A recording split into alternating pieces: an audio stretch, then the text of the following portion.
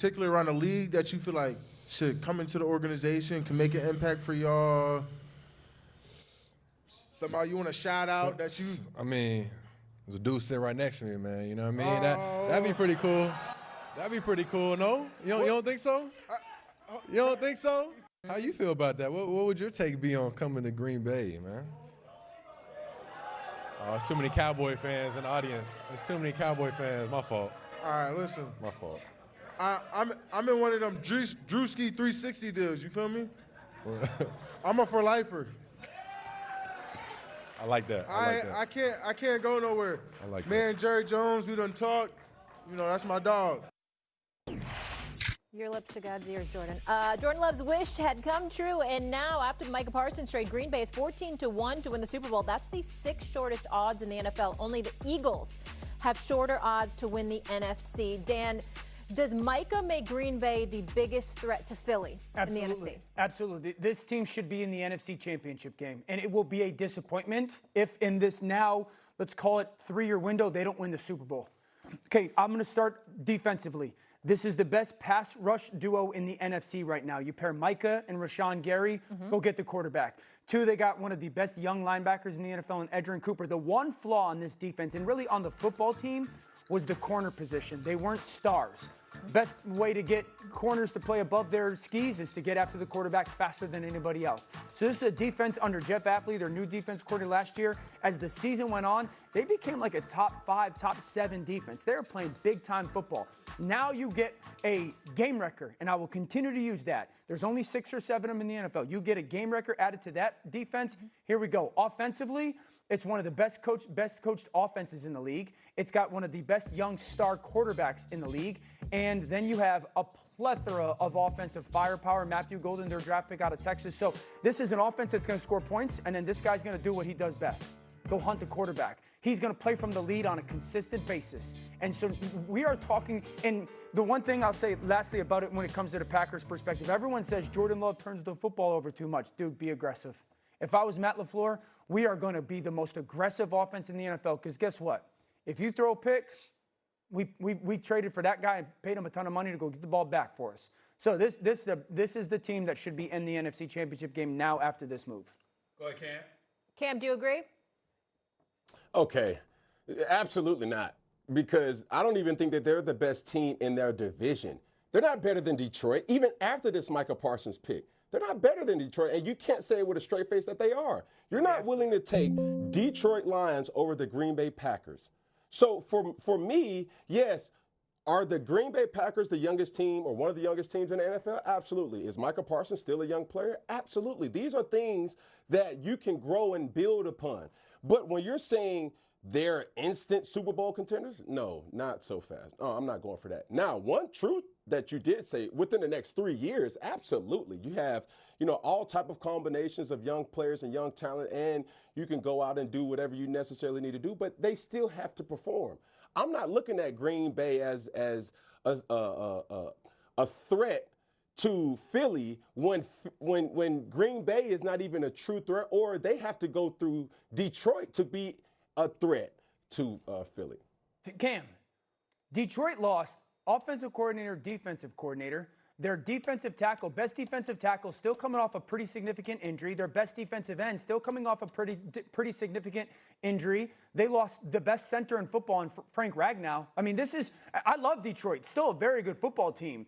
But if we went down the roster and we said man for man or unit for unit, who's got the better unit right now? It's going to be the Green Bay Packers. They got a better offensive line right now because of the Ragnow retirement. They have a better defensive line right now because of the addition of Micah. They got a better linebacker group. They got better skill position players in regards to depth. Absolutely. And they got a quarterback that can at worst go throw for throw with Jared Goff, but probably has more firepower. Dan, how big is that discrepancy, though? Let's just predict wins. How many wins would you predict Green Bay to have versus Detroit? I think Green Bay gets to 13 wins. I think Green Bay or Detroit is probably around 11. So Green Bay 13, Detroit around 11. I cannot sit and rave about Ben Johnson over the last 4 or 5 years and say he's the best offensive mind in football when it came to the offensive coordinator position and think that there's not going to be a schematic step back in Detroit. Hold on. I'm not saying that you're wrong because I think Green Bay has that kind of potential with Romeo, with Arthur Romeo Dobbs, with Josh Jacobs as your running back. You know, you got your receivers, you got Kraft at the tight end spot, and Jordan Love does need to show us what he can do in big moments because we have no questions about his talent. We have a question as to whether or not he's going to show up when it really, really counts. That's the question about Jordan Love. But we know that the brother's got mad skills, no question. So because of that, there is the possibility. But where I'm not siding with Cam definitively acting like there's no way that Green Bay could be in that position, but he does have a point. Let's look at the Detroit Lions here. I mean, respectfully, Dan Orlovsky, I would tell you to watch your damn mouth. I mean, let's look at this right here. This is Jared Goff. We know what kind of year he had, all right, even though it wasn't the same in the postseason, right? I mean, 2,000-yard rushes in Gibbs and Montgomery. Yep.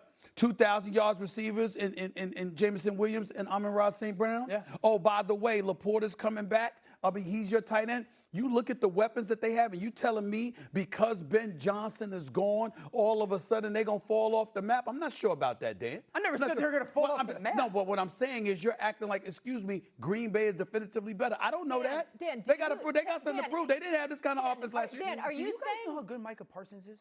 yes, but are you saying more that Detroit took a step back or that Green Bay's taking a step up with Micah Parsons when you're talking about them jumping past the Lions? It's both.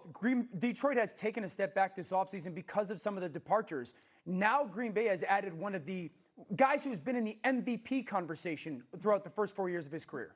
First of all, they got beat the second they got into the playoffs because you had 13 dudes on IR.